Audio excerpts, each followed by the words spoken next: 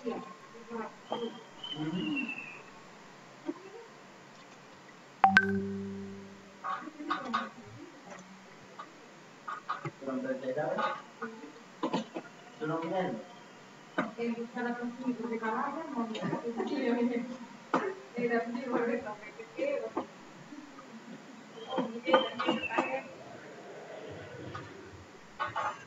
takut ke sini kak, takut direkam. Uci takut ke sini karena dia takut direkam.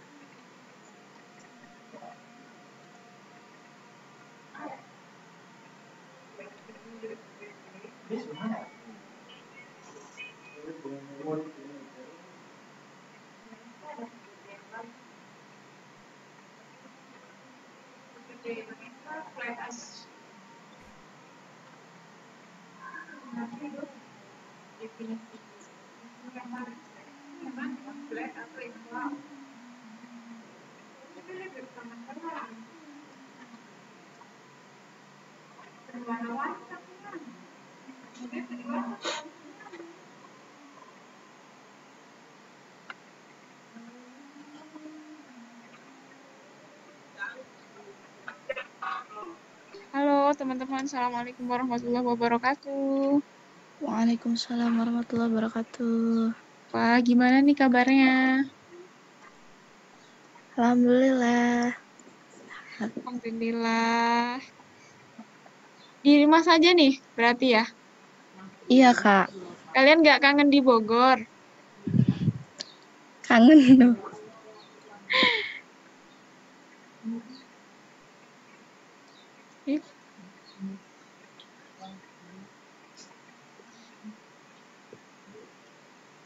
Oke, sebentar ya. Iya, Kak.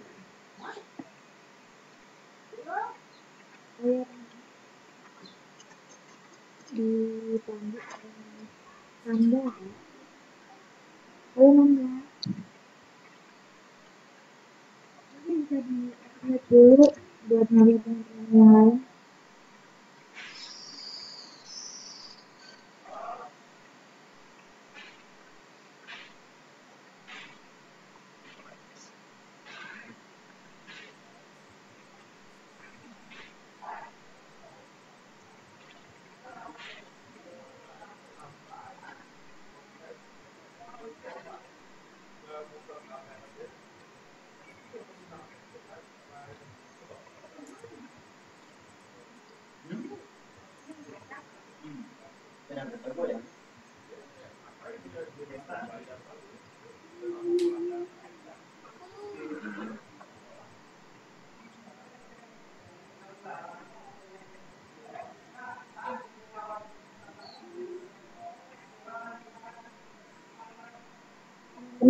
Sebentar ya. Sesuai dengan format sudah ya, ke nama.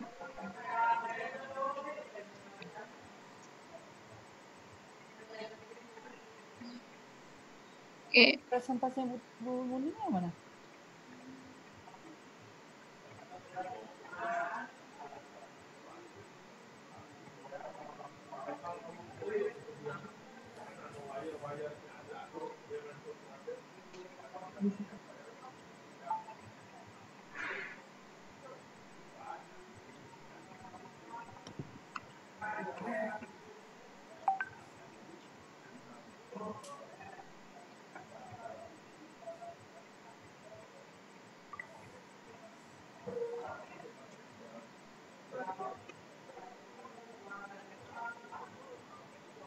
Persen berarti 0,35.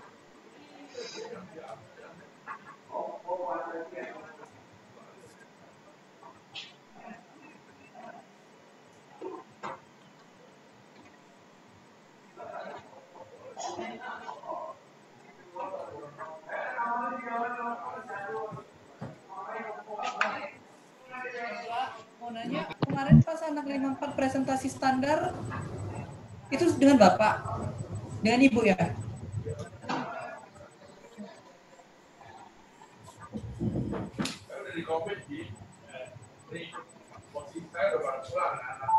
Halo teman-teman, untuk apa sih namanya? Mengubah format nama ya. Namanya menjadi nama, kemudian PKM apa gitu ya. Ya. Dari awal gue udah kayak kepikiran kayak gitu.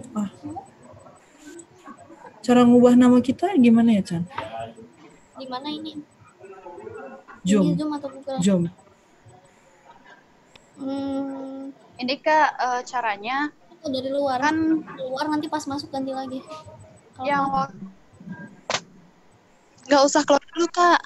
Gimana jadinya? Kan dari di menu participants itu kan Kak. Terus namanya sendiri itu diklik agak lama gitu. Terus nanti ada muncul rename. Nih, saya share kali ya. Coba ya. Oh, sorry. Jadi bentuknya kayak wait. Ini kelihatan. Sorry.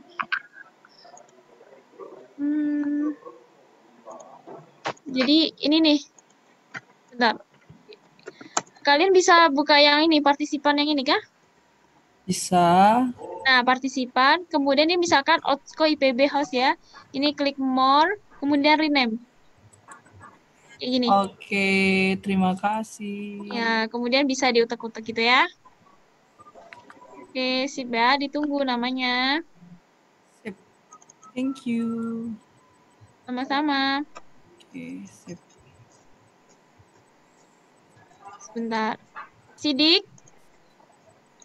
Halo, Sidik. Halo Kak. Oke. Jadi nanti teman-teman moderatornya akan dipegang oleh Sidik ya. Iya Kak. Ya, sip. Boleh dibuka deh ininya, videonya. Cek. Tes kedengaran ya Kak teman-teman. Aman. Wah, Ipin juga udah siap ini kayaknya ya. Oke ya. Oke. Dibuka dulu ya. Assalamualaikum warahmatullahi wabarakatuh. Selamat sore Waalaikumsalam warahmatullahi teman-teman wabarakatuh. semua. Ini PKMK ya, dari mahasiswa yang lolos didanai. Selamat dulu dong buat teman-teman. Yeay. Selamat. Sebelumnya saya mengucapkan selamat kepada teman-teman aja biar enak. Kan kita juga masih mahasiswa ya Kak ya. Mengucapkan selamat kepada teman-teman semua atas didanainya PKM kalian gitu. Pada sore hari ini kita akan ini tebu perdana kita ya Kak ya? Oh, udah kemana tuh udah ya? pembedanya? Ini pelatihan motivasi. Oh iya, Ya, sharing memberikan motivasi. Ya. Sharing motivasi dan pengalaman PKM Timnas. Pada hari ini kita akan sharing dengan salah satu narasumber yang keren banget pokoknya. Dia udah nih bocoran sedikit deh buat narasumber kita. Narasumber kita ini adalah salah satu delegasi IPB Timnas 32 kemarin mendapatkan emas. Wih, tepuk tangan dulu teman-teman. Mendapatkan emas di bidang PKMK. Itu judulnya kalau nggak salah mie Torbos. Tuh, jadi untuk lebih lanjutnya saya perkenalkan dulu. Ini dia Bang Ipik Julfikar. Bang Ipik. Assalamualaikum. Ya. Waalaikumsalam. Waalaikumsalam warahmatullahi wabarakatuh. Apa kabar nih Bang Ipik? Alhamdulillah baik. Alhamdulillah baik. Gimana nih Torbos ya? Masih lancar jaya kah? Wah, kalau masih bisa bertahan, bagus banget tuh. Kayak gini kan jatuh semua UMKM. Iya betul. Oke, pada hari ini kita sesuai dengan tema acaranya kita akan sharing motivasi ya dari Bang Ipik Julfikar. Bang Ipik ini udah mendapatkan medali emas ya Bang Ipik itu ya di bidang PKMK dalam hal presentasi dan juga poster ya Bang Ipik. Apa sih kalau saya salah mohon diralat Bang Ipik. Ya benar. Iya betul. Nah, pada hari ini kita akan mulai sharing sessionnya aja ya. Udah 15.40 juga. Kepada Abang Ipik dipersilahkan. Ya, Assalamualaikum warahmatullahi wabarakatuh. Waalaikumsalam warahmatullahi wabarakatuh. mohon maaf ya jika banyak kendaraan yang melalui karena pinggir jalan rumahnya susah juga. Nah, gimana kabarnya teman-teman PKMK nih, calon-calon pengusaha muda IPB gitu ya, yang profitnya 2 tahun lagi atau 1 tahun lagi mencapai ratusan juta gitu. Mungkin di antara PKM jenis-jenis PKM yang lain, menurut saya PKMK lah yang paling memberikan dampak gitu lebih gitu ya daripada PKMK yang lain gitu. Kalau menurut saya gitu, karena nanti kita akan perdalam kenapa bisa seperti itu dan kenapa PKMK juga bisa tadi saya bilang mencapai profit yang maksimal mungkin, karena selama orang masih ada jual beli gitu ya, itu pasti ada transaksi, karena ada transaksi pasti ada perputaran uang gitu, karena kalau ada perputaran uang berarti ada yang untung dan ada yang rugi mungkin. Nah, dengan ilmu mungkin teman-teman bisa mendapatkan untung yang maksimal. Itulah kita pelajari di PKMK nanti gitu. Gimana caranya gitu. Nah, untuk sharing ya, kan katanya sharing kali ini kebetulan saya udah menyiapkan PPT-nya, mungkin akan di share screen dulu ya. Di share screen.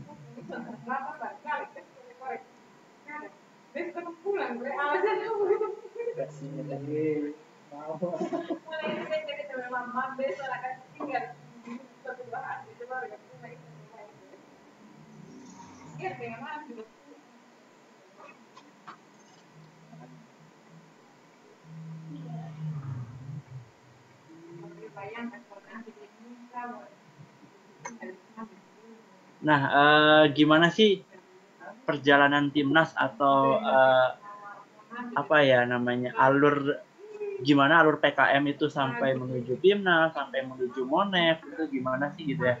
Nah, tentu ada beberapa tahapan ya dari PKMK itu sendiri, dimulai dari upload proposal, terus didanai, dan sekarang teman-teman ada di fase didanai oleh IPB ya, yang dana awalannya cukup lumayan juga untuk menjalankan usaha berbasis UMKM. Nah, perjalanan program PKM Kedaruratan Pertanian Mahasiswa Nasional ke-32. Nah, ini jadi tahun lalu itu ada 2 tim dari IPB yang lolos ke PIMNAS, yang salah satunya Torbos, terus yang berikutnya adalah Tech in Ring dari Biokimia ketuanya. Nah, dari 2 tim itu sebenarnya yang didanai itu ada 17 tim didanai PKMK. Dan PKMK yang didanai itu adalah terbanyak di Indonesia, terdapat di IPB, ya kan? Itu luar biasa sekali, karena yang lain paling 13, 4, 6 gitu ya. Kalau IPB 17, teman-teman. Jadi memang IPB itu adalah kampus yang basisnya memang udah wirausaha. Jadi kalau kata dosen, kalau kalian nggak menang emas ya itu 17 kemarin itu gimana katanya gitu kan ya. Jadi ada sedikit motivasi di situ bahwa reviewer mempercayakan wirausaha itu dari IPB. Nah, selanjutnya kok langsung keluar. Nah, selanjutnya apa sih manfaat dari PKMK itu ya? Yang tadi saya bilang, kalau saya memiliki 3 prinsip untuk PKMK itu sendiri. Yang pertama, saya bisa mendirikan usaha atau merintis usaha ya dari mulai bawah sampai besar gitu. Nah, yang berikutnya adalah mendapatkan relasi bisnis, relasi pekerjaan, dan maksudnya pekerjaan di sini dalam arti jual beli gitu ya. Nah, terus berikutnya juga prestasi. Jadi 3 komponen ini udah satu paket di PKMK. Usahanya ada, relasinya ada, prestasinya juga ada gitu ya. Nah, yang pertama tadi membangun usaha yang diimpikan sejak dini. Jadi teman-teman di PKMK itu bisa menjalankan usaha dimodali oleh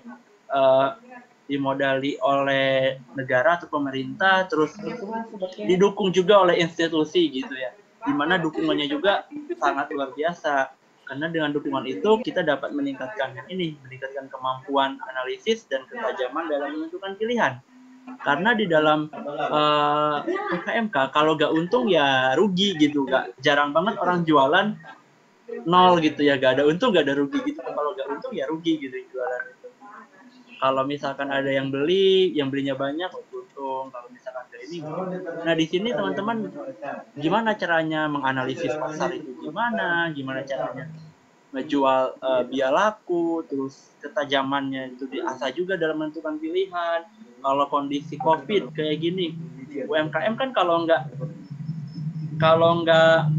mengurangi karyawannya dia udah pasti terjun, karena memang usahanya juga lagi turun, terus dia juga kan harus menentukan pilihannya. Nah terus juga dibina langsung oleh ekspor dari dalam wirausaha. Nah yang tadi saya bilang bahwa institusi atau IPB itu sangat mendukung adanya wirausaha ini. Nah, salah satunya juga dengan mendatangkan mentor. Mentornya juga bukan main, teman-teman. Mentornya juga para CEO gitu ya. Terus ada alumni yang udah berkecimpung di perusahaan, manajer-manajer perusahaan. Terus ada juga perbankan. Nah, itu semuanya diberikan oleh IPB gitu untuk upgrade kemampuan kita, diupgrade mulai dari gimana cara pengemasan yang baik, terus gimana cara pemasaran yang baik, terus gimana cara lakukan pencatatan keuangan, itu semuanya sudah satu paket di PKM kewirausahaan ini. Jadi teman-teman dimulai dari hulu sampai hilir itu dibina gitu ya. Atau kalau misalkan teman-teman kurang puas juga biasanya welcome gitu mentor-mentor itu, atau fasilitator dari PKM Center juga welcome untuk datang ke ke PKM Center atau melalui WhatsApp gitu, itu bisa. Nah, terus berikutnya juga usaha yang dibangun dengan sungguh-sungguh memiliki prospek yang cemerlang. Ini kenapa saya bilang memiliki prospek yang cemerlang, karena PKMK ini adalah awal atau fondasi gitu ya. Jika teman-teman ingin melanjutkan wirausaha ke depannya. Karena setelah PKMK ini ada yang namanya program KBMI. Ya kan, KBMI pendanaan lebih bisa 2 kali lipat dari PKMK. Misal PKMK dapat 7 juta, KBMI bisa dapat 20 juta gitu ya. Ini mengembangkan usahanya. Terus ada juga PMW, program mahasiswa wirausaha ya kan. Nah, nanti muaranya itu PMW dan KBMI itu ada di KMI Award ya kan, KMI Award di mana nanti seluruh pengusaha di situ yang berasal dari mahasiswa dikumpulkan gitu, dan kita membuat yang namanya expo. Kalau tahun lalu itu ada di Batam. Nah, jadi mulai dari PKMK, terus nanti bisa lanjut ke PMW, terus lanjut lagi ke KBMI. Nah, terus apakah sudah sampai KBMI saja? Tidak, teman-teman. Karena nanti setelah KBMI itu ada lagi KIBM, sekarang katanya mau ada lagi KIBM, ada lagi CPPBT. Kalau CPPBT itu nanti dananya bisa sampai 100 sampai 200 juta. Itu untuk mahasiswa tingkat tinggi gitu ya berarti ya. PPBT dan CPBT itu tinggi dan dananya juga lumayan besar sekali. Sayang sekali tahun ini digagalkan karena pendanaannya dialihkan ke COVID. Nah, terus yang berikutnya juga mengharumkan kampus dalam kancah nasional, ini kan dalam bentuk prestasi. Jadi kita usaha jalan, relasi jalan, dan prestasi juga jalan. Ini udah all in gitu kalau dalam PKMK. Nah, terus hal menarik yang ditemukan gitu ya dalam PKM Timnas itu apa aja sih gitu ya. Nah, yang pertama itu tentulah ya ilmu dan pengalaman, karena ini yang paling dasar gitu bagi mahasiswa untuk kedepannya setelah lulus dari kampus, jika ingin mendirikan wirausaha, gimana itu sudah punya fondasinya dan pengalaman juga, tahu pasar kayak gimana gitu. Terus pengalaman yang lainnya banyak. Nah, terus juga kita menemukan yang namanya keluarga baru, teman-teman. Jadi di dalam satu kontingen Timnas itu tidak ada yang namanya ini tim Torbos, ini tim Take in Ring gitu ya. Kita sama-sama berjuang bareng-bareng untuk satu tujuan, yaitu IPB harus juara umum gitu. Makanya kita di sini dilatih, saling mengoreksi gitu. Terus saling memberikan masukan juga sesama tim gitu, sama tim yang lain, sama tim sendiri gitu. Jadi sudah terbentuk yang namanya keluarga baru di sini, tidak terasa gitu ya dalam waktu 2 bulan atau 3 bulan. Nah, terus berikutnya ada relasi bisnis gitu, teman-teman. Nah, ini adalah teman-teman saya yang ketemu di PKMK. Dan ternyata dia juga ikutan KMI Award. Dan kita bertemu lagi, akhirnya kan jadi relasi bisnis. Misal teman saya jadi pada beli Torbos, terus saya beli lainnya, barang-barang mereka atau produk mereka. Jadi di sini kita terbentuk komunikasi gitu ya. Dimana setelah pasca kampus itu, dimana setelah pasca kampus misalkan teman-teman membangun usahanya lebih besar lagi, ini pasti bermanfaat gitu ya. Apalagi ini dari berbagai daerah di Indonesia gitu. Misalnya teman-teman mengadakan riset bisa. Nah, terus yang terakhir juga pasti ya yang namanya ada liburan. Hal-hal menarik itu ada di liburan juga, gimana setelah presentasi itu ya IPB juga mengerti gitu bahwa kita sudah dilatih, sudah ditekan ini tuh harus belajar ini, belajar itu, dan difasilitasi juga dengan liburan yang tidak mengecewakan dan tidak diragukan lagi gitu ya Pak. Nah, berikutnya ini ada pelaksanaan program. Nah, bagaimana sih melaksanakan program ya teman-teman? Kan kalau misalkan proposal sudah diupload, tinggal menunggu dari Ristek Dikti gitu. Nah, jika nanti teman-teman melaksanakan program itu, langkah apa sih yang harus ditempuh gitu ya? Ini kalau versi saya, yang pertama itu harus ada komitmen teman-teman. Karena kalau nggak ada komitmen, itu pasti ya gimana ya, kalau nggak ada komitmen nanti tugasnya terbengkalai, terus kerjaannya juga setengah-setengah, jadi nanti gimana gitu, nggak bakal maksimal gitu ya.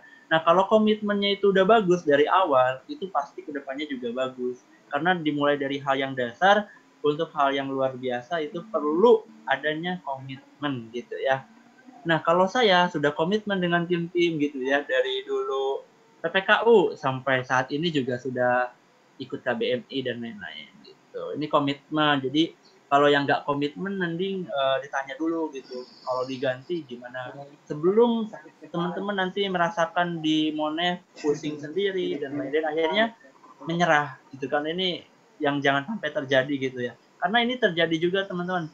Waktu PKM tahun lalu, waktu pelatihan itu ada yang curhat juga, dia sudah nyerah gitu. Pokoknya dia udah nyerah ke saya gitu, cerita. Oh iya, sudah nyerah karena timnya juga hilang-hilangan gitu. Ya ini komitmennya berarti gak ada.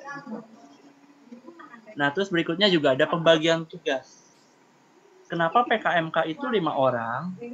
Karena ya tugasnya luar biasa. Yang pertama harus produksi, harus jualan, harus nyari literatur juga, ya kan, harus membuat laporan dan cash flow atau analisis keuangan gitu ya.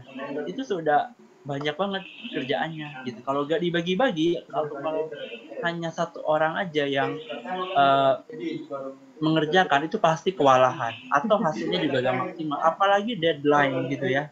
Itu wah gitu. Sedangkan di PIMNAS kan atau di Monef saingannya kan ribuan bahkan puluhan ribu proposal yang digadai gitu. Jadi kalau misalkan dikerjakannya satu orang aja takutnya gak maksimal gitu. Nah, kalau pembagian tugas di sini nanti pokoknya kalau udah dibagi tugas teman-teman percayakan aja ke orang yang udah dijadikan ahli gitu. Misalkan ada yang bagian pemasaran, ya udah dipercayakan aja ke dia, atau dia sudah komitmen di sini gitu. Karena kalau misalkan nanti teman-teman ganggu atau usik lagi, itu pasti kacau lagi sistem yang sudah dia buat gitu. Makanya paling kalau misalkan mau memberikan masukan juga nanti nih dievaluasi rutin, ini pasti diberikan. Nah, terus berikutnya juga ada yang namanya konsultasi secara intens. Sama siapa sih konsultasinya? Yang pertama pasti sama dosen pendamping, teman-teman. Kalau di tim saya, konsultasi sampai sama dosen pendamping itu sampai jam 12 malam. Itu di dosennya welcome sampai jam 12 malam, kecuali hari libur gitu. Pokoknya dari jam 7 di chatin atau di WA, kita diskusi sampai jam 12 malam juga gak apa-apa gitu. Cuman kalau sudah dipercaya sama dosen, teman-teman juga jangan mengecewakan, karena kemarin juga jujur tim saya sempat mengecewakan gitu di awal-awal, namun diingatkan akhirnya semangatnya terbangun kembali gitu. Karena kalau misalkan dosen sudah mau membimbing gitu ya, beda gitu kalau cuman yang mau membimbing dan hanya ikut aja gitu. Karena nanti feel-nya beda pasti. Gitu. Pasti kalau IPB semuanya membimbing biasanya. Karena ya kayak alumni dan adiknya ya gitu kalau kata mentor mah gitu. Nah, terus berikutnya juga konsultasi dengan siapa? Dengan PIC atau PKM Center-nya atau sama mentornya gitu. Kalau sama PKM Center atau sama mentor ini 24 jam kali 7 hari juga biasanya welcome gitu ya, terbuka luas gitu, asalkan kita mau dan ada yang mau ditanyakan itu langsung datang aja ke PKM Center atau langsung PC aja pasti dilayani gitu, pasti dijawab pertanyaan yang kesulitannya atau misalkan mau minta saran itu pasti juga diberikan. Ini di konsultasi dengan PIC atau mentor gitu. Kalau sama dosen kan ada yang dosen bisanya pagi itu nggak apa-apa sebenarnya. Jadi kan beda-beda gitu. Cuman kalau sama PIC sama mentor itu biasanya 24 jam kali 7 itu bisa. Kalau kemarin sih kayak gitu. Biasanya kalau saya sama mentor dulu gitu, tanya-tanya gitu. Karena kemarin kebetulan mentornya kan dari bisnis, sekolah bisnis. Kalau saya kebetulan timnya gak ada yang basicnya ekonomi atau dari PEM atau dari bisnis itu gak ada. Jadi minim banget pengetahuan tentang keuangan, tentang bisnis itu memang kurang. Akhirnya saya tanyakan ke dia. Nah, terus berikutnya evaluasi rutin. Nah, ini evaluasi rutin teman-teman. Jika teman-teman membuat produk, itu jangan sampai puas gitu produknya sudah jadi gitu. Karena kalau bisa lebih bagus, kenapa gak dibuat ulang gitu. Artinya kemarin waktu saya juga gitu buat mie gitu ya. Mie dan itu sudah sangat bahagia ketika menghasilkan satu produk mie dalam waktu 3 hari dengan waktu kerja dari jam 9 pagi sampai jam 10 malam. Kita menghasilkan satu produk mie itu sudah bahagia gitu. Tapi waktu dibawa ke dosen, ternyata dosen agak kurang serak dengan produknya itu ya. Yang penting kita sudah buat dulu gitu. Artinya diberikan evaluasi gini-gini. Akhirnya kita nyoba lagi besoknya gitu. Di evaluasi itu maksudnya setelah ada produknya, setelah ada pemasarannya, itu di review, misalkan minta pendapat teman, minta pendapat orang tua kalau deketin orang tua, sekarang kan lagi di rumah gitu ya, atau keluarga atau dengan dosen juga bisa dicurhatkan atau gimana masalah-masalahnya gitu. Nah, ini evaluasi di sini sangat penting sekali gitu, karena kalau teman-teman tanpa evaluasi, kalau misalkan sudah cukup, produk saya sudah bagus, ini yang justru bisa jadi pembunuh untuk usaha teman-teman atau gimana ya. Karena pada dasarnya produk-produk yang sudah punya brand juga kan mereka selalu melakukan evaluasi dan meluncurkan produk-produk baru kan. Nah, produk-produk baru itu kan hasil evaluasi dari produk sebelumnya. Misalkan handphone sekarang kan udah tanpa keypad ya, keypad atau tanpa tombol ketik gitu ya.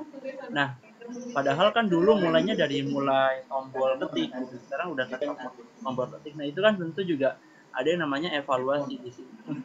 Nah, berikutnya adalah rajin. Ini yang paling utama.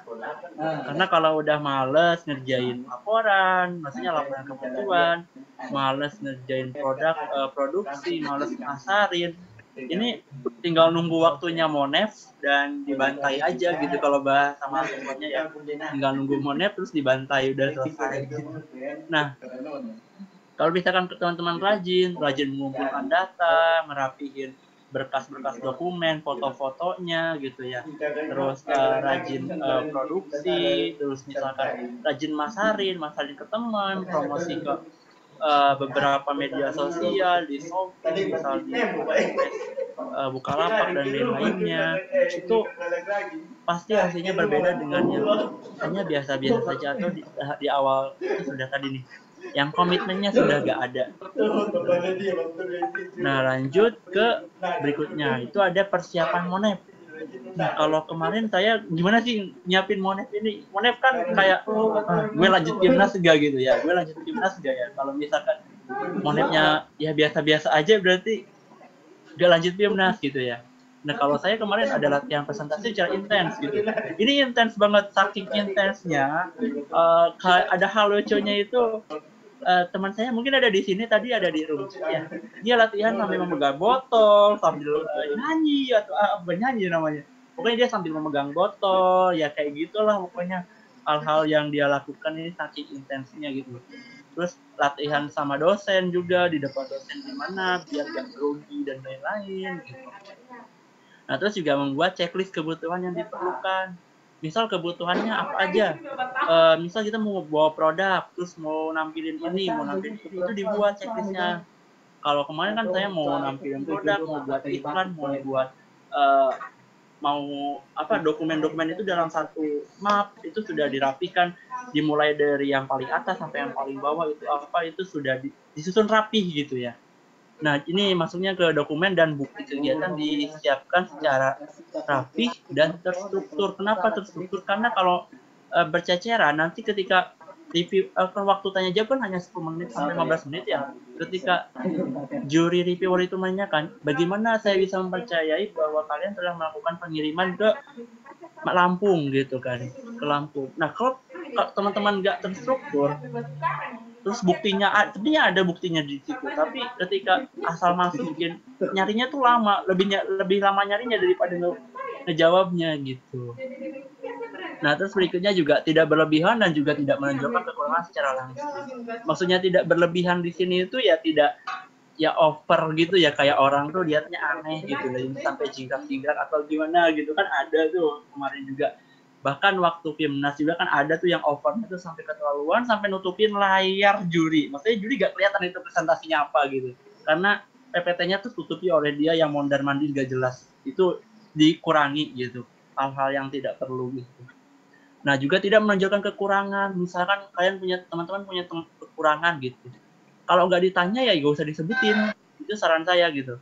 Kalau nggak ditanya jangan disebutin. Misal, Pak, produk saya mudah basi gitu. Padahal dosennya nggak nanya. Loh, kok ya nanti kan mengurangi penilaian juga.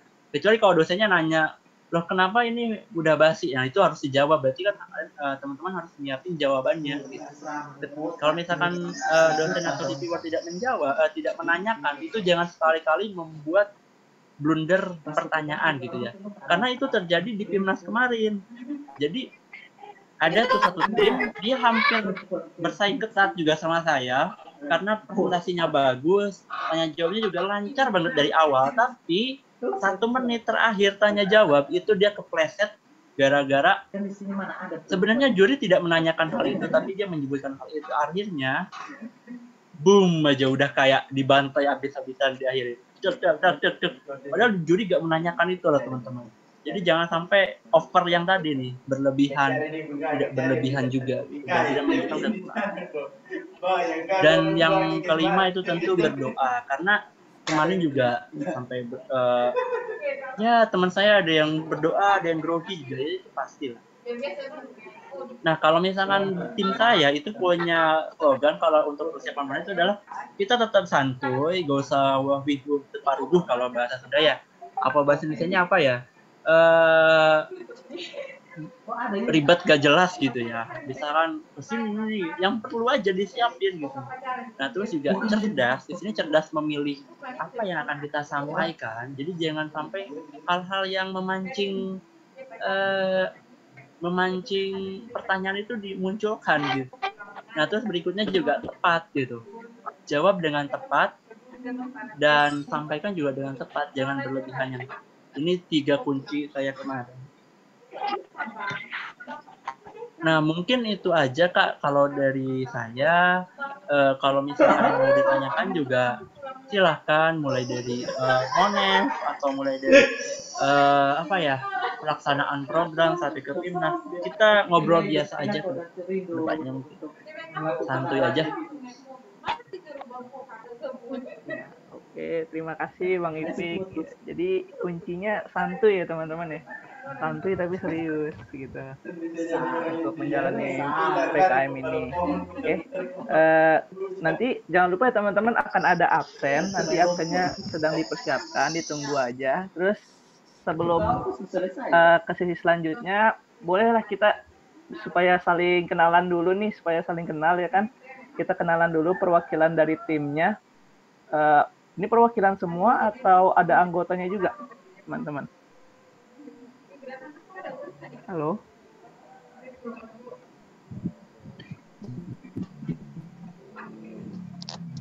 Cek. Ya, kalau enggak di absen aja ya, biar memperkenalkan dari tim mana, terus kalau boleh sharing aja kayak mau bikin program apa gitu ya teman-teman ya. Dari yang pertama deh, dari Fahri Sinulingga, perkenalkan timnya dan program apa.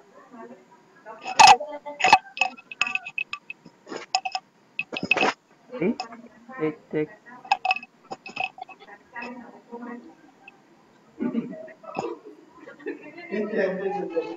Lanjut ya, karena tidak ada respon, kita ke Junia Putri. Junia, halo.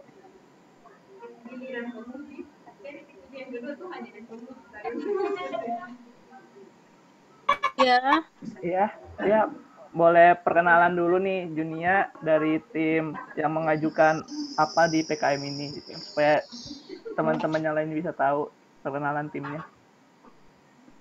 Perkenalkan, nama saya Junia Putri.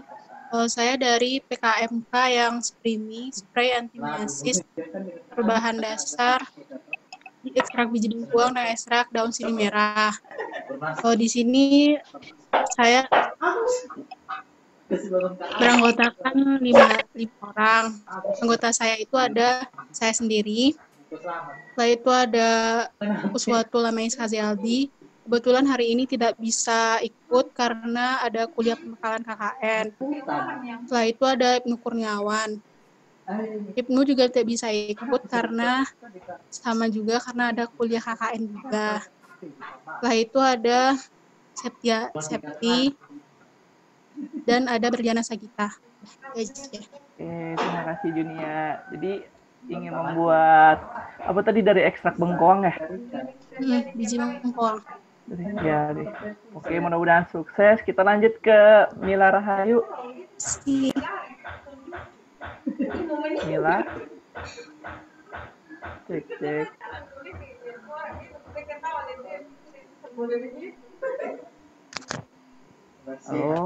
Halo, ada orang. Halo. Iya. Halo, Kak. Dari Mila boleh perkenalan timnya dan mau ngajuin apa nih di program PKMK ini? Assalamualaikum warahmatullahi wabarakatuh. Waalaikumsalam warahmatullahi wabarakatuh. Perkenalkan, nama saya Mila Rahayu dari tim OSIM. Itu sosis dari berbahan dasar sayur dicampur daging itu Kak, yang berfungsi sebagai pencegah anemia. Tim saya itu ada 5 orang. Saya sendiri Mila Rahayu, kemudian ada Bang Lutfi Abdul Latif, Lutfi Nurjana, Nada Zulfa Amara, sama Gita Mahiratul Hadi. Oke, terima kasih Mila. Semoga sukses dengan sosisnya ya. Semoga mendapat keuntungan yang luar biasa. Oke, amin. Kita lanjut ke program selanjutnya dari Doni Dwi. Ada Doni? Oh iya, halo Kak. Ya, boleh perkenalan Doni, dari timnya siapa aja, terus ngajuin apa nih di PKM ini? Ya, assalamualaikum warahmatullahi wabarakatuh. Waalaikumsalam warahmatullahi wabarakatuh. Saya Doni dari tim Healthy Hub. Itu ngajuin minuman jamu Kak dengan konsep modern. Itu timnya ada saya sendiri, ada Setia, ada Hilma, Silva sama Bima Kak. Oke, terima kasih Doni. Semoga jamunya dapat sukses ya, dapat untung yang besar-besarnya. Lanjut aja yuk ke Naila Nafisah. Kita perkenalan dulu Naila, tim apa aja ngajinya.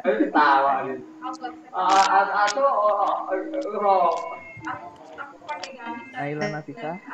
Ya. Dulu ada buku sama saya lucu. Tadi lantai dasar kan. Di atas. Kalau beli pulsa roket gerakin. Maksudnya dia respon. Dan tapi orang lain denger kali ya, jadi sekarang itu bang. Itu berapa 2 tahun yang lalu kali itu. Ada tuh mana? Iya, itu juga saya gara-gara saya dinaikin ada yang begini, cek kenapa? Di unmute dulu mungkin Ini Mas. yang ini. Kayak dulu warga segini-gini juga gitu. Kamu tahu pas 3 minggu saya ke depan. Udah di unmute. Nah, iya udah stop. Jadi gitu namanya anak muda tahu dia, saya nggak tahu dia S1, APS terus nggak tahu dia saya. APS 2, nah gitu ya. Nah, ya wajar kan, saya nggak kenal dia, banyak banget orang, ribuan orang kan di sini sakit. Bang Raja kenal apa? Halo. Wajahnya kenal, namanya tuh kenal, kita tuh kenal lah. Oh, kenalan apa? Jadi isi kan? Oh, ini terserah. Belum nambah lagi, saya masih ada. Cek. Iya, saya kasih tahu ya. Kalau kita minta agar kalau dipakai Pak. Oke, dilanjut dulu ya ke yang lain. Nah, mungkin untuk Naila dan timnya bisa diperkenalan selanjutnya ke William deh. Ayo, William, lanjut aja mungkin dari nama timnya terus mengajukan apa aja di PKM ini. William. Baru kan Jumat gitu. Itu ada bacaan nih, ada donasi, nggak donasi nggak mana apa nggak paksaan. Ada tuh kemarin tuh cewek. William. Saya kasih Udah tahu respon. besok lagi ya. Mas Sidik, Oh iya. tadi dari kelompok Fahri sudah perkenalan ya? Enggak ya. Oh belum Fahri. Tadi soalnya di chat di Iya, tadi saya sebentar mengecil volume suaranya, jadi tidak sempat. Oke, kepada Fahri boleh deh. Kalau Fahri. Saya perkenalan sebentar ya. Di sini sepertinya ada tim saya juga ini. Sebentar, saya lihat dulu siapa yang hadir. Oh, ada Vera, ada Ajeng. Wah, yang rajin-rajin nih. Oke, perkenalin nama saya Fahri Sinulinga dari Departemen Teknologi Hasil Perairan Angkatan 53. Aduh, saya yang paling tua nih sama Doni, ada nih Doni Sitiwahdini. Oke, kemudian di PKMK kali ini judul yang saya bawa itu yang kami persembahkan itu terkait Vegan Z. Itu kita buat meat analog berbasis serat alga laut, khususnya makroalga jenis Gracilaria, Euchemacothenii sama Spinosum. Seperti itu. Tim saya ada dari teknologi pangan atas nama Ricky, ada angkatan 56 ya. Tepuk tangan dong untuk angkatan 56 nih, udah ada angkatan 56. Dulu mereka praktikan fisika saya, jadi saya ajak aja ikut PKM. Saya orangnya emang diantaranya Pak, saya sebentar. Oke, Mas. Kalau ngerjain orang, saya ngerjain Oh iya, Pak. Jadi malu saya, Pak. Ini ada Vera juga, Vera dari Statistik 56, ada Riananda dari Teknologi Industri Pertanian angkatan 56. Jadi semua anggota saya adik-adik praktikan. Seperti itu.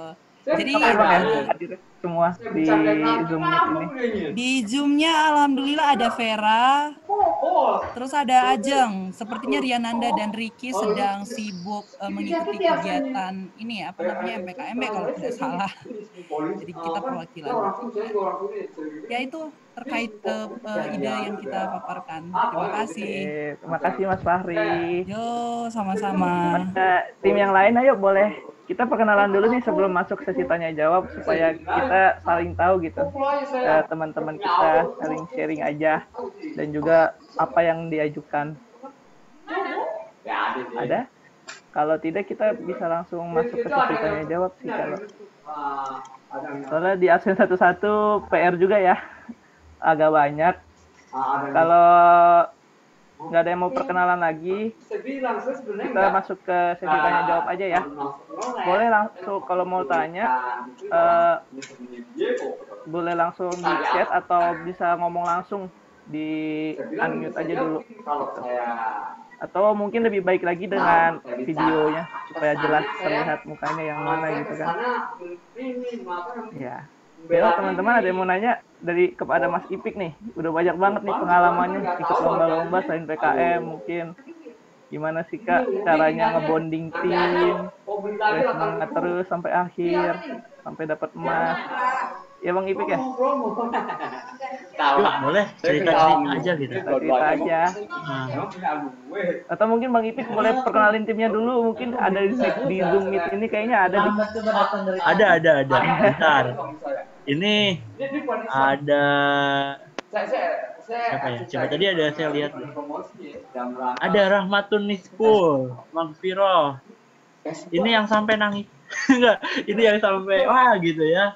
Luar biasa gitu. Terus siapa lagi ya? Nah, tadi ada Ipa cuman kayaknya sudah keluar belum. Nah, Ibu itu cuma ada Rahmatun Niskul Magfiro. Hanya ada Rahmatun Niskul Magfiro itu bagiannya produksi, dia bagian produksi dan jabat juga di keuangan. Jadi dia yang ngurusin alokasi dan ngatur produksi juga gitu, karena produknya makanan, jadi ya kalau saya yang masak luar biasa ya rasanya.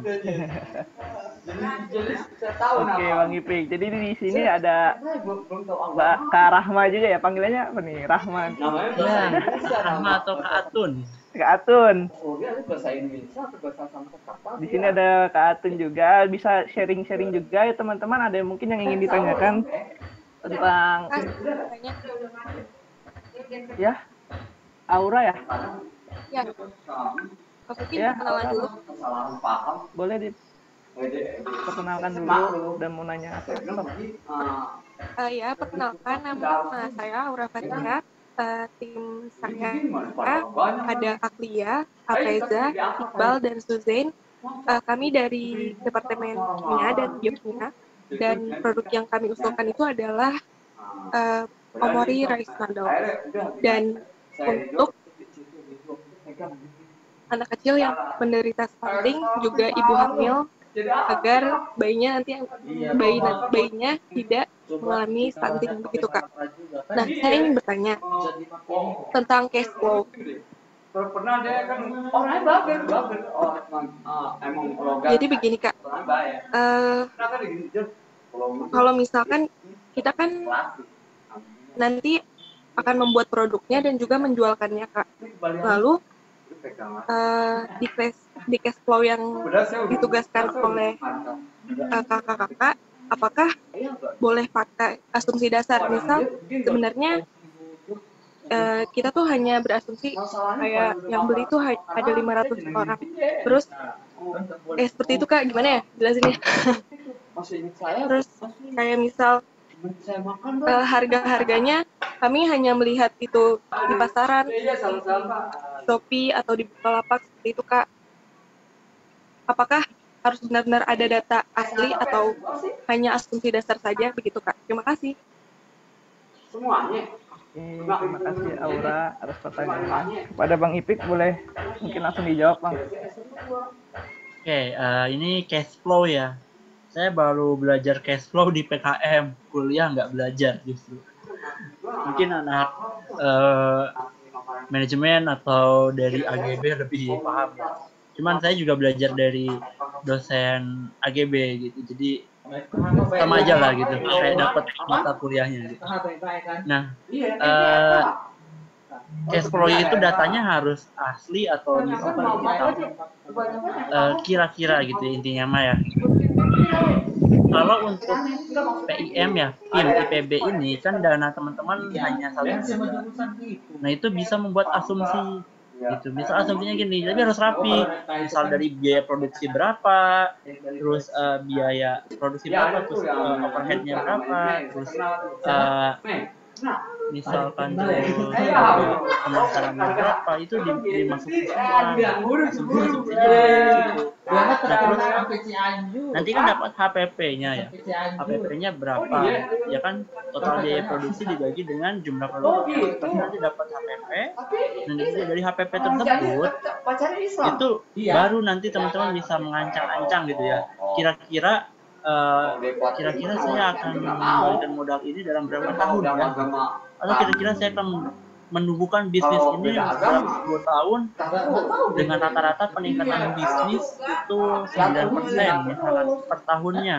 Nah itu juga bisa dibuat. Artinya apa, muaranya dari tadi kira-kira biaya produksinya berapa, nanti kan dapat HPP, setelah HPP nanti gimana tujuannya masing-masing gitu, berbeda gitu. Misal ada yang tujuannya mau per tahun aja atau misalkan dalam kuartal ya kan per 3 bulan, itu versi teman-teman gitu mau yang seperti apa, karena memang perusahaan juga kan beda-beda gimana gitu. Nah cuman biasanya itu ya kuartal per kuartal, 3 bulan, 1 tahun, terus juga nanti juga ada proyeksinya seperti apa, itu dibuat juga, itu bisa. Artinya apa, muaranya dari tadi biaya produksi itu gitu. Biaya produksi nanti dapat HPP nanti dapat harga jual. Misal margin yang kita inginkan ada 50%, berarti harga jualnya berapa? HPP ditambah dengan margin gitu. Nah terus setelah itu kan nanti dapat tuh, kalau misalkan targetnya 9%, berarti penjualan setiap bulan harus seperti ini. Nah itu dimasukkan ke dalam cash flow. Cash flow itu biasanya per bulan, bukan per hari ya. Cuman kalau untuk PKMK ini diwanti-wanti karena nanti suka ada reviewer yang iseng gitu ya. Reviewer yang iseng nanya penjualan pada tanggal segini berapa. Nah itu kalau teman-teman nggak nyiapin pasti bingung gitu, gimana ya. Maksudnya berapa ya gitu. Artinya harus ada datanya gitu. Hari ini berapa, hari besok berapa, ini berapa. Ada targetannya gitu. Itu namanya kan target pasar gitu, target penjualan pasar gitu.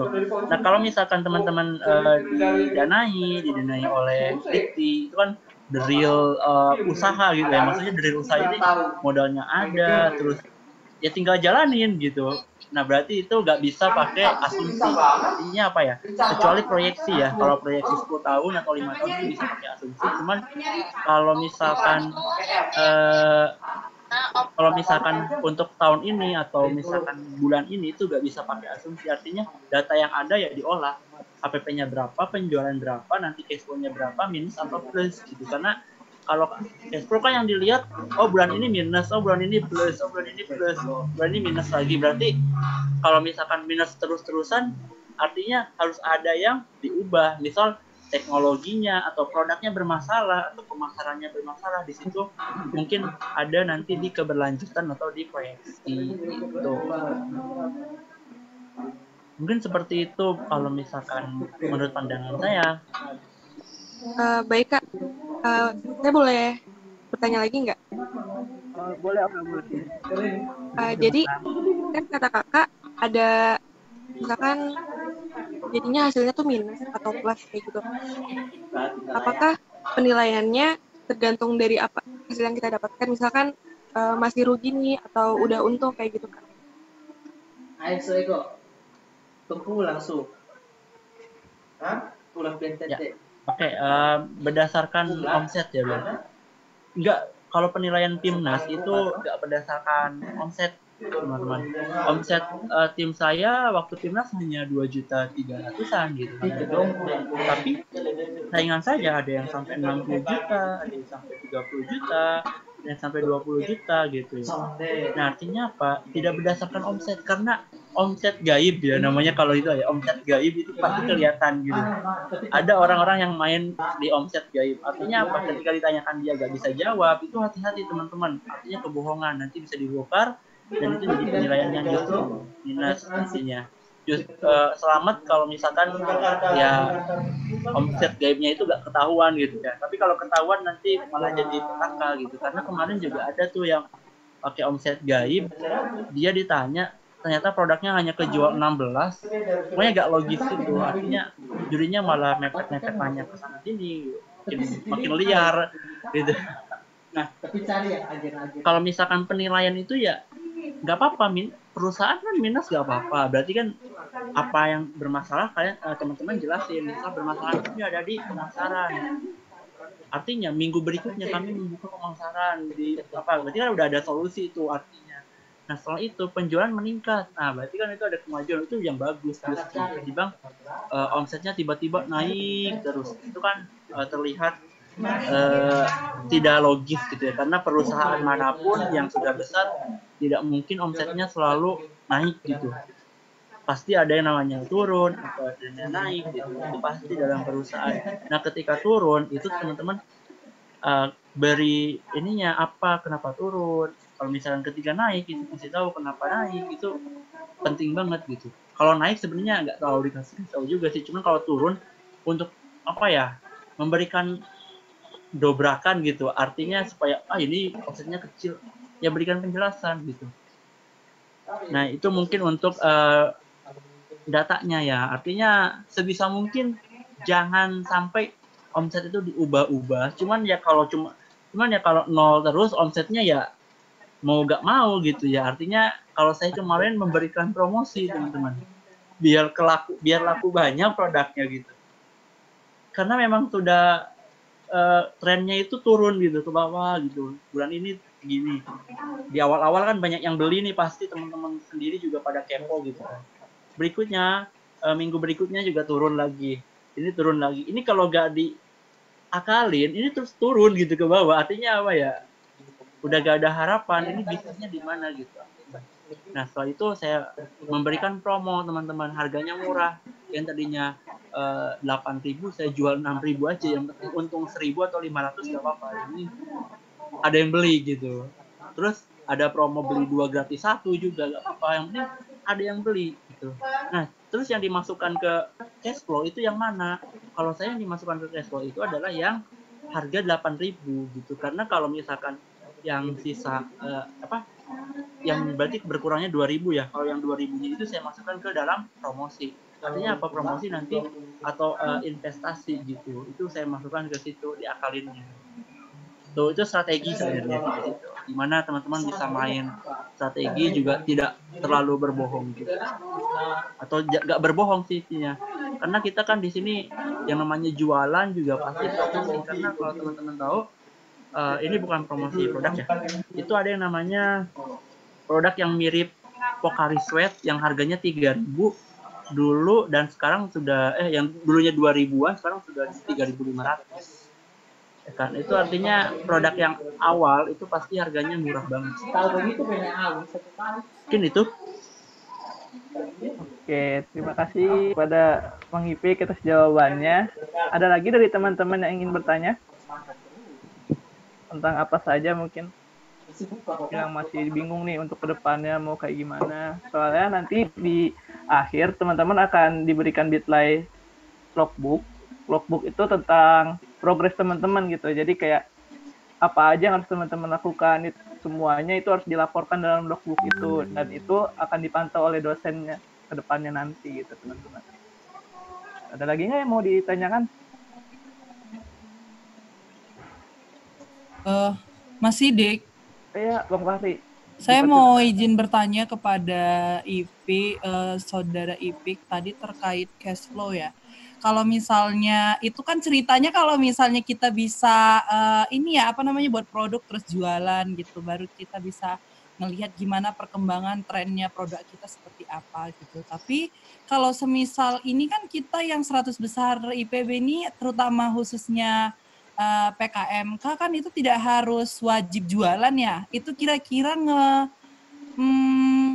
memperkirakannya gimana? Dikira-kira aja, diagak aja, atau ada ilmunya gitu loh? Seperti itu.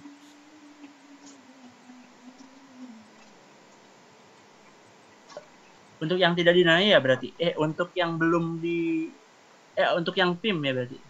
Iya, yang untuk PIM. Yang untuk yang PIM berarti gini. Nah, kalau saya gini, cash flow yang berarti itu sebenarnya cash flow-nya nggak ada jualannya gitu ya. Karena dananya juga terbatas gitu, terus produknya juga nggak mungkin dibuat, berarti kan ada asumsi di situ. Nah, kalau saya ada tekniknya. Kan yang namanya jualan itu ada yang namanya pasar ya, kondisi pasar itu gimana, di mana demand itu sangat tinggi gitu kan ya. Terus di mana juga ya pokoknya demand dan apa tuh namanya satu laginya itu penawaran dan permintaan gitu. Ketika produk kita banyak, otomatis kan orang nawarnya lebih rendah. Ketika produk kita sedikit, orang nawarnya lebih orang nggak bisa nawar, kita bisa mengatur harga sendiri gitu. Itu pokoknya hukum penawaran, demand dan penawaran dan permintaan gitu. Nah terus gimana caranya? Ya kita analisis, misal sekarang kondisi COVID, ya kan? Semua usaha UMKM atau misalkan industri sekalipun yang kayak itu Unilever lah atau misalkan Indofood itu udah pasti jatuh di dalam kondisi kayak gini gitu. Walaupun yang ada cerita katanya ketika pandemi banyak orang makan Indomie di rumah, itu juga belum bisa dikatakan meningkat omsetnya, karena kan omset itu terhadap pengeluaran dan pemasukan gitu. Nah, jadi nanti misalkan ke depannya ini kan lagi masa COVID ya teman-teman. Nah sekarang juga ada yang namanya new normal gitu. Kira-kira ketika new normal orang pasti bakal kangen yang namanya mall gitu.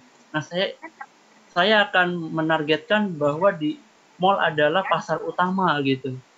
Nah berarti ketika dan terus dengan pengunjung yang meningkat 50% setiap harinya gitu. Artinya ada kata-katanya di situ, ada asumsinya. Nah berarti dengan penjualan segini, omsetnya akan segini gitu loh. Nah terus ketika new normal itu terus-terusan terjadi tanpa adanya penurunan kasus COVID, orang akan khawatir kembali. Artinya apa? Akan datang gelombang kedua gitu ya. Kalau dalam ekonomi akan datang gelombang kedua, kayak di Cina itu, otomatis mungkin nanti ekonomi akan turun lagi, sehingga masyarakat akan di rumah aja, dan untuk membeli makanan agak sedikit hati-hati, atau untuk membeli produk juga sedikit hati-hati. Mungkin di sini omset juga akan turun gitu. Nah makanya harus bisa melihat ke depannya kayak gimana gitu. Kan kalau dalam ekonomi biasanya ada yang namanya proyeksi gitu. Misal proyeksi ke depannya ada apa aja yang akan terjadi. Misal kayak akan ada event Piala Dunia gitu ya, Piala Dunia di Indonesia gitu. Itu kan pasar juga teman-teman. Berarti pasar utama ya, misal kita membuat produk yang namanya merchandise tentang Piala Dunia gitu, itu juga bisa jadi pasar gitu. Nah terus juga nanti akan ada event yang namanya kedepannya itu ada event apa lagi. Pokoknya kalau ada event-event itu udah pasti jadi target pasar gitu. Kayak sekarang new normal itu juga jadi target pasar sebenarnya. Ketika kemarin sudah landai, misalkan tanggal 2 Juni ya, mulai diumumkan itu ketika teman-teman asumsikan tanggal 2 Juni itu sudah landai. Nah setelah Juli itu ada new normal, berarti kan kurvanya mulai naik, cash flow-nya yang tadinya minus jadi plus, itu bisa aja terjadi. Jadi gimana minat konsumennya gitu. Dan cash flow itu gak setiap hari naik gitu ya, setiap bulan naik gitu, terus naik juga.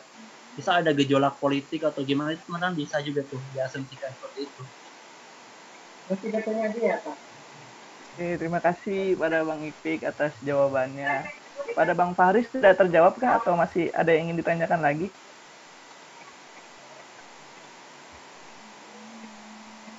Oke, mungkin yang saya tanyakan sedikit lagi ya terkait product knowledge.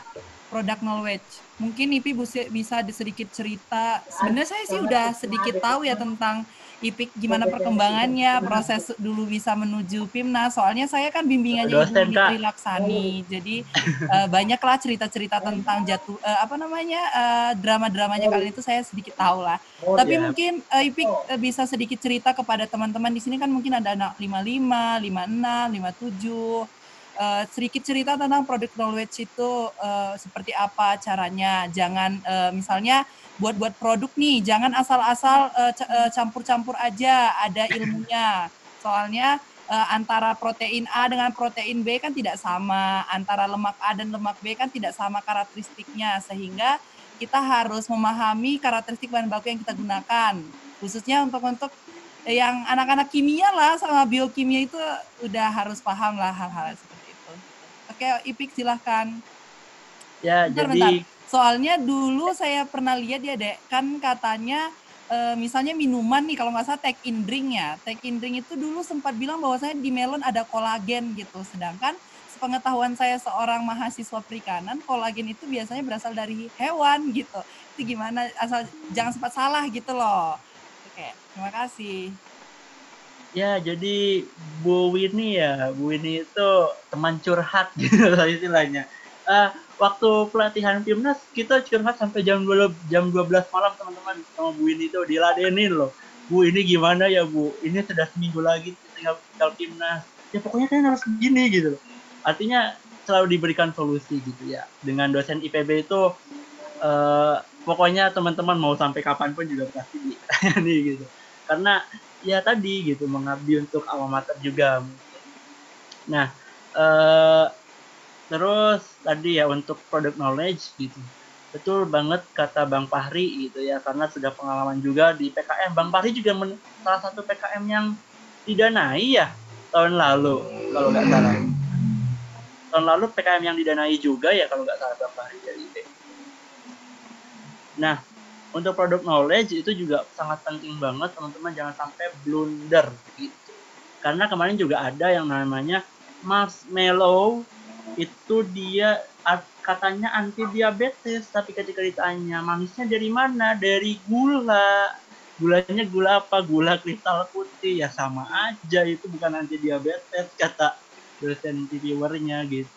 Artinya jangan sampai blunder menggunakan bahan baku, apalagi bahan bakunya itu yang kayak memberikan manfaat gitu. Misalkan tadi mie antioksidan gitu, atau mie untuk stunting gitu. Nah, ketika ada satu komponen yang justru bisa membuat itu jatuh, itu bisa diperhatikan lebih lagi gitu ya. Jangan sampai memilih itu gitu. Karena bisa berbahaya. Juga kemarin ada nata de coco dari limbah jamur apa limbah tahu ya, pokoknya dari limbah. Nah terus itu juri juga pikir makanan dari limbah katanya. Ini nggak tahu loh kita ada zat-zat berbahaya apa di dalam limbah itu. Ini kalian jualin makanan dari limbah, sedangkan plastik aja ya, plastik limbah itu kan kemarin sempat jadi booming di media yang sampah impor gitu ya, limbah B3 itu kan nggak boleh dijadiin makanan. Kalau misalkan itu limbah, itu hati-hati gitu. Ketika kalian mengadopsi limbah jadi makanan itu perlu diperhatikan gitu, karena bisa jadi itu nanti membunuh teman-teman sendiri ketika presentasi gitu. Syukur-syukur amannya itu ketika ketika jurinya itu bukan dari bidang itu. Misalkan kalau waktu kemarin di Pimnas itu jurinya bukan dari kesehatan gitu, atau bukan dari orang yang ngerti tentang product knowledge ya, yang menurut saya itu salah ya. Ya juri juga nggak tahu, artinya dia nggak mengomentari itu, lebih ke pemasaran, lebih ke ini, itu artinya aman gitu ya. Tapi kalau di kelas sebelah saya yang PKM K3 yang take in ring itu ya kalau nggak salah, itu jurinya dari kesehatan, dia paham kesehatan. Nah, yang makanan-makanan ini dicecer teman-teman. Artinya apa ya? Ya makanan itu kompleks. Artinya kalau belum ada uji itu belum dikatakan dia bisa meningkatkan imunitas gitu, atau bisa mengurangi stunting gitu. Itu belum bisa dikatakan seperti itu kalau belum uji gitu loh. Nah, hati-hati untuk mengambil klaim seperti itu makanya gitu. Nah, itu sebenarnya Torbos juga sudah salah kemarin bahwa itu PMS Pfizer dan ASI booster. Cuman kita selamatnya juri di kelas saya itu ekonomi, maksudnya dari ekonomi, dari kemasan, dan dari kemarin. Pokoknya lebih ke ekonominya, dia penasarannya juga gitu. Jadi aman-aman aja gitu, gak ditanya-tanya lagi. Kecuali waktu Monef itu sempat disinggung juga. Cuman ya karena kalau dari Monef itu, waktu Monef itu justru dari kesehatan masyarakat jurinya, dari UNER. Ketika saya sudah telusuri background jurinya, itu dari Airlangga, dia malah dosen kesehatan masyarakat. Waduh, kena nih di Monef, kata saya. Kita selalu aja. Ya tadi, jangan ditunjukkan yang kurang-kurangnya, dan jangan dilebih-lebihkan. Nanti hasilnya bisa meningkat 50% gitu. Padahal belum ada penelitian loh ini, bisa dikatakan 50% meningkat gitu. Ini dari mana gitu. Jadi jangan sampai berlebihan seperti itu. Kalem aja, ini bisa meningkatkan ASI karena ini gitu. Aja sih waktu di Monef. Nah, maka dari itu untuk membuat produk mungkin ini 5 ke depannya ya, atau 5 7 itu diperhatikan. Kalau makanan itu yang pertama orang jangan sampai keracunan. Itu yang pertama.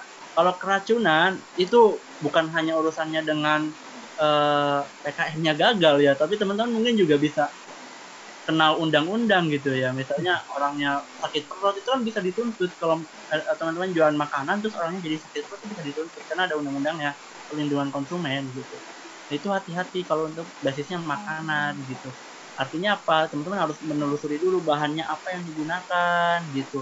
Terus dalam kandungannya apa aja, ketika dipanaskan proteinnya hilang atau senyawa-senyawa lainnya hilang atau tidak, ketika dikemas terus ada distribusi gitu ya, terus kepanasan. Nah, itu ketika kemasannya seperti itu apakah aman atau enggak gitu, itu juga perlu pertimbangan. Kalau misalkan makanan itu lebih banyak pertimbangannya, justru kemarin berat banget yang makanan itu. Makanya kalau kata Pak Wayan sama Bu Yuni, pokoknya kalian harus bisa. Makanan ini sulit gitu ya. Sulit banget gitu. Karena ribet gitu pokoknya.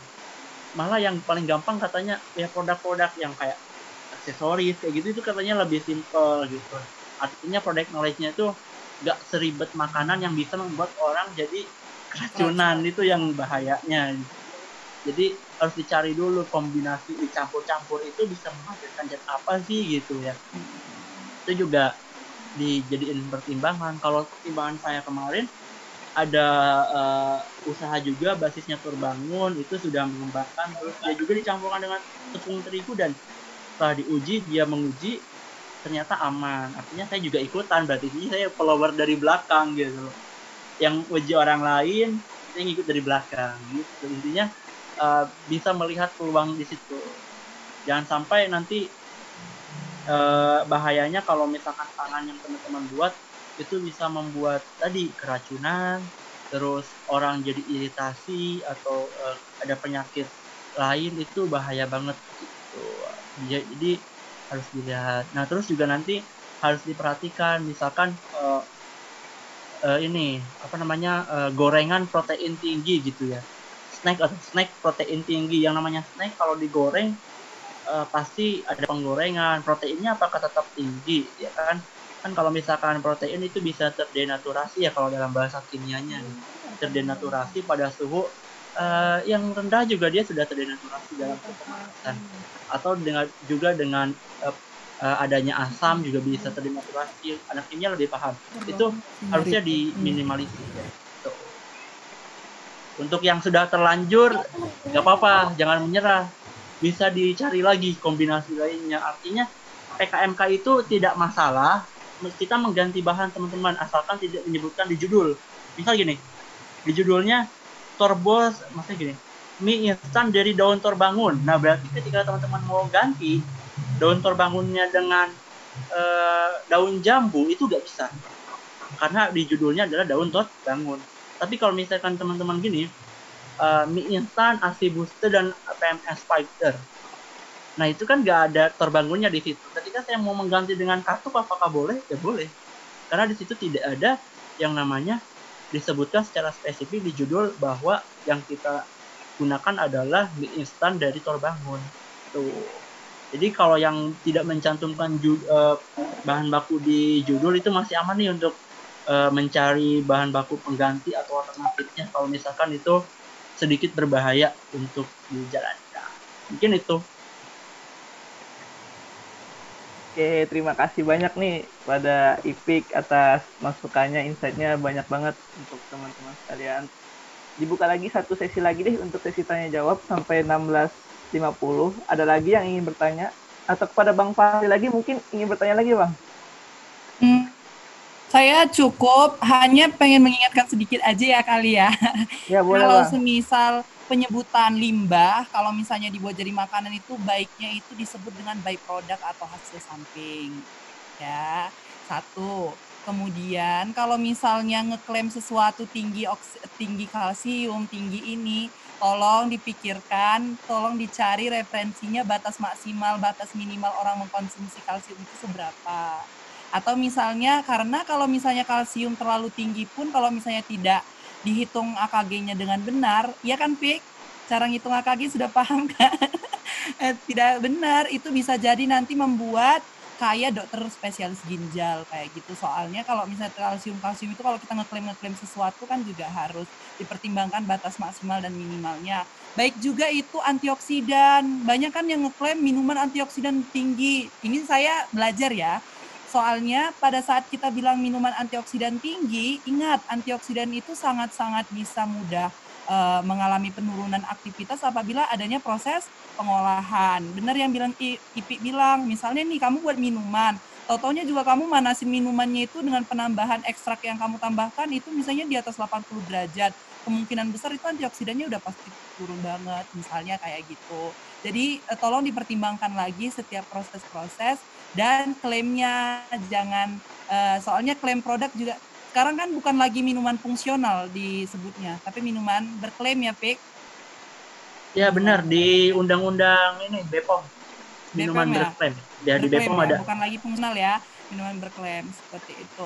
Mungkin kalau produk knowledge, saya lebih senang ke produk knowledge soalnya walaupun belum pernah PIMNAS kayak Ipik, tapi ini selalu belajar dan belajar. Mungkin cukup itu dari saya, terima kasih ya. Assalamualaikum. Waalaikumsalam. Ya, terima kasih banyak Bang Fahri. Mungkin itu ya teman-teman ya, kita catatan penting di sini, kita nggak boleh sembarangan membuat produk, harus tahu tentang produk kita, dan juga yang paling penting sih harus sering-sering sharing sama dosen ya, soalnya itu patokannya ya kan. Kalau kita membuat asal-asalan gimana maunya kita aja, itu pasti kita kalau kata itu dibantai lah pas mones gitu. Oke, ada lagi nggak yang ingin bertanya kepada Ipik Zulfikar? Oh, di sini kayaknya ada timnya Ipik lagi tuh, Bang Gigi, Bang Estu. Tuh. Itu Bang Gigi. Ada Gigi, ada Ipah juga nih. Ada Ipah juga. Ipah ini ahli product knowledge. Mungkin boleh sharing-sharingnya tentang product knowledge, Kak Ipah. Ipah ahlinya product knowledge.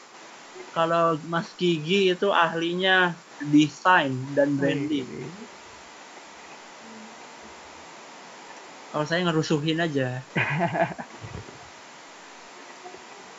Oke, ada lagi nggak yang ingin ditanyakan teman-teman? Kalau tidak ada, akan masuk ke sesi selanjutnya, akan ada pengumuman sedikit. Jadi di sini nanti teman-teman diwajibkan untuk masuk ke Bitly logbooknya. Jadi teman-teman di situ udah ada contoh format logbook. Ini saya share screen ya.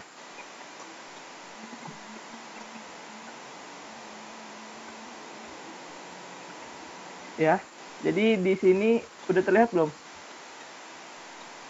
Oke, di sini ada, kalau kalian buka Bitly-nya akan terlihat seperti ini.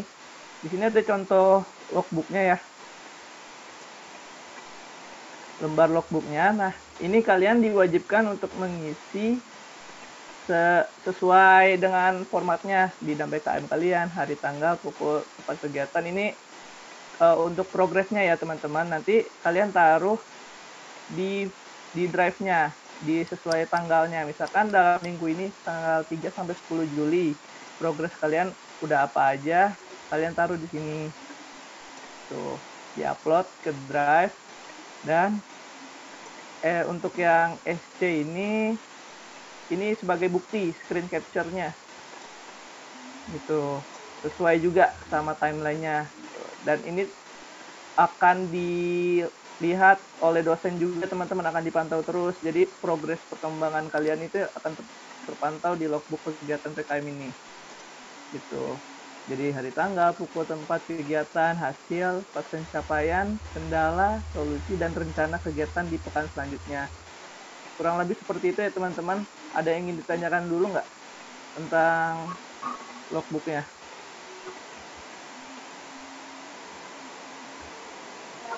Cek. Halo, ada orang?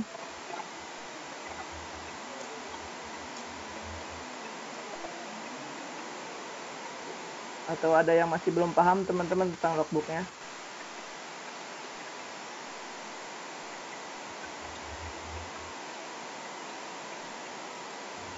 Bang, insyaallah. Paham ya? Oke. Kalau udah paham berarti udah berakhir nih sharing session kita pada sore hari ini. Iya, jangan lupa dibuka ya, dilihat dulu gimana cara uploadnya, formatnya gitu. Terus jangan lupa untuk diisi karena progres kalian akan dilihat di situ. Dosen pun akan melihat logbooknya teman-teman nanti kayak gimana sih kalian berprogres selama timeline tersebut gitu. Oke, kalau udah nggak ada yang mau ditanyain lagi, kita ke sesi terakhir aja ya. Kita foto dulu. Mohon dibuka semua videonya. Sebagai bukti nih teman-teman, kalau kita hari ini udah melaksanakan acara sharing hari ini, kita foto bersama terlebih dahulu yuk. Dibuka yuk satu-satu.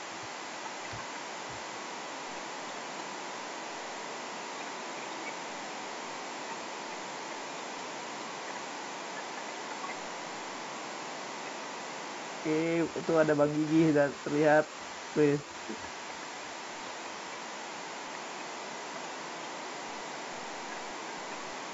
Kayaknya ini belum semua, baru beberapa nih. Ayo, sebelum kita tutup, kita foto dulu, foto bersama dulu. Kabar Sidik.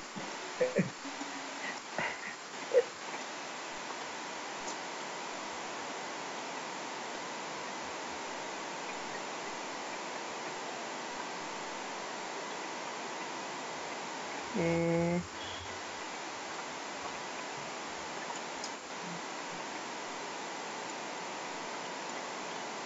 Cuma dikit nih. Iya nih, cuma dikit. Ayo dong, dibuka dulu. Sebagai bukti kita udah melaksanakan sharing session hari ini nih.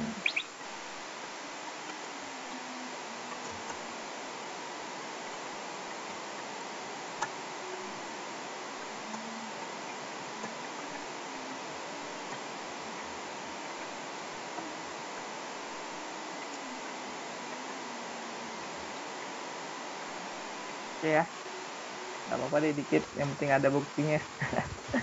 Oke, yang mau gaya nggak apa-apa. Dalam hitungan ketiga ya, saya hitung dulu. 1, 2, 3.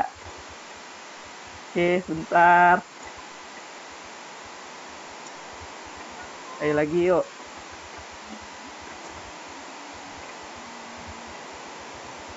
Satu, 2, 3.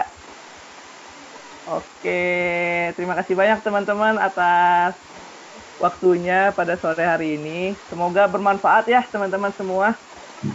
Jangan lupa diisi logbooknya, karena itu akan selalu dipantau. Terus tetap semangat. Ya, mungkin ada pesan-pesan terakhir. Apa kata-kata semangat terakhir dari Bang Ipik atau Bang Gigi sebagai tim PKM yang sudah sukses lah bisa dibilang. Dikit ya. Ya boleh. Ya, buat teman-teman semua yang PKM ini ya. Jadi PKM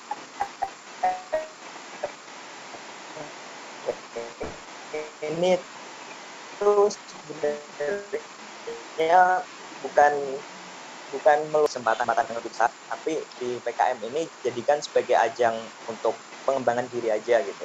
Kita semua berproses aja, sama-sama belajar kan, dan kesempatan-kesempatan yang lebih besar pasti akan datang. Itu aja sih, semangat buat teman-teman yang lain. Oke, terima kasih kepada Bang Gigi atas semangatnya. Dari Bang Ipik mungkin ada, atau dari Kak Rahma, masih ada nggak Kak Rahma? Yuk, gini aja. PKM ini fondasi untuk kita menjadi pembisnis di tahun-tahun yang akan datang. Jadi nanti kita akan berkolaborasi bareng-bareng. Ditunggu kolaborasinya teman-teman. Semangat. Oke, jadi itu dia teman-teman. Ditunggu kolaborasinya ya. Untuk PKM 2021 berarti ya? 2020. Pokoknya kita bersama-sama berkolaborasi untuk membanggakan alma mater kita bersama ya. IPB juara gitu. Oke, terima kasih teman-teman. Saya tutup. Wabillahi taufiq wal hidayah. Wassalamualaikum.